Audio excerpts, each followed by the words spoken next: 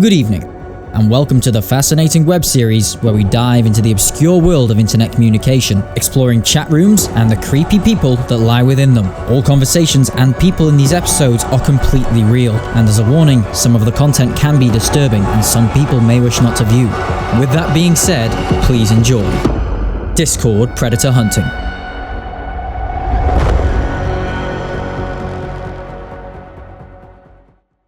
Hello, my name's Pixurprise, but of course in actuality that's not my real name, that's just an alias that I use online.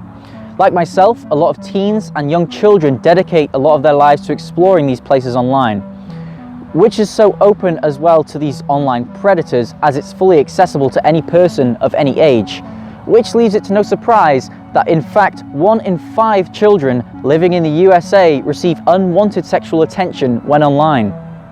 In today's episode, I'll be playing the role of a 13-year-old girl and be talking to a man who claims to be 19 years of age, despite suspiciously looking a lot older. The conversations that take place and the messages that he sends to who he believes is a 13-year-old girl are truly sickening. The date is 30th of November. It's the early hours of the morning for me, and shortly after setting up a bait profile using my own face but as a female and joining a few servers with the main intention to be for dating, I've had multiple people pop up into my direct messages with no idea who I am. Today we'll be focusing on a person who goes by the username of Horsemen of Death. He's male and is supposedly 19 years old. He approaches me directly with the introduction of, "Hi, my name is Sir." Slightly creepy, but I let it slide. "Hello there, I'm Vanessa." Without hesitation, he asks me, "How are you doing, sweetheart?" After being called sweetheart, I was starting to get an eerie vibe about this man, so I replied tersely, "I'm good, thank you. How are you?" His answer, disgusting. Bored, sad, and horny. Only 3 messages in, and I'm already appalled. With myself showing no intentions of leading to a conversation that is considered indecent, he takes it upon himself to take the lead. So of course I ask, "How old are you?" He tells me he's 19, then goes on to ask me my age. I make it very apparent, so there's no loss in translation. "I'm only 13. Is that okay?" To no surprise, he replies, "Yeah," and shockingly, without even a moment passing, asks who he believes is a 13-year-old girl. Wanna strip on cam? So only a few messages in, and this adult man is already requesting an underage minor to send him explicit content of themselves. Now, this is interesting as it demonstrates the one of 2 types of online predators. According to an article found on commonsensemedia.org, some predators initiate sexual talk or request pictures immediately and back off if refused. They are in it for immediate result. In contrast, some predators engage in bunny hunting, which is the process of picking a potential victim for grooming. They'll look at the social media posts and public chats to learn about the kid first. We can clearly see that in this case, we definitely have an immediate predator searching for immediate results. After telling the man I don't have a webcam, he becomes determined to find a way to see what he thinks will be a child indecent on camera. He asks, "Phone or tablet?"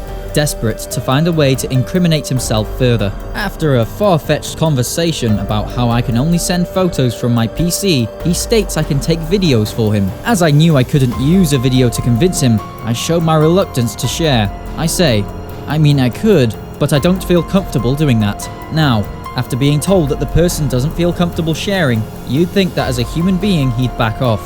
But these online predators don't work like that. So he responds instead with, "Can I see you in bra panties?" So, after visiting a legal porn site and downloading a couple of pictures of people who look similar to a female version of me, I send him what he thinks is my topless nude. As if that wasn't enough, he then proceeds to ask for a video of me flashing. When denied of such content, he goes back to asking for pictures, asking for a picture of my buttocks, in panties. But I think it was finally time I started getting some pictures of my own. So, I inquire, "Will you show me a picture of you?" At this point, the man starts to get paranoid and asks for a very specific picture, one of me holding up 4 fingers in the hope that it will prove I'm not a trap. Looking back on my favourite series, Hansen vs Predator, it's common behaviour for a predator to do this, as they know what they're doing can get them into serious trouble. Take a look. He later appears to become suspicious and asks the decoy to send a custom pic with his name on it.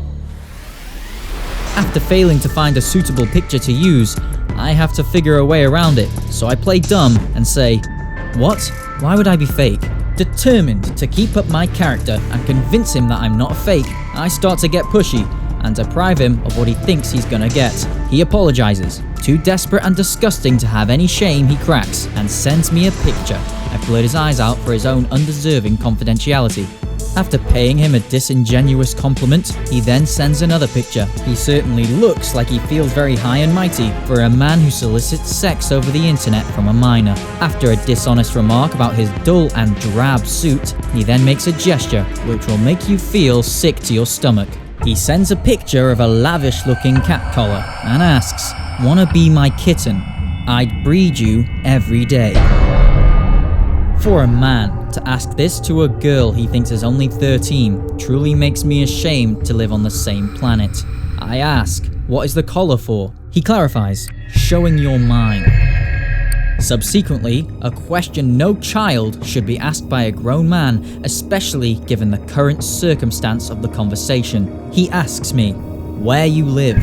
I'd gathered that he was most likely living in the USA, so, from the top of my head, I name the first state that comes to mind. "I am from South Carolina."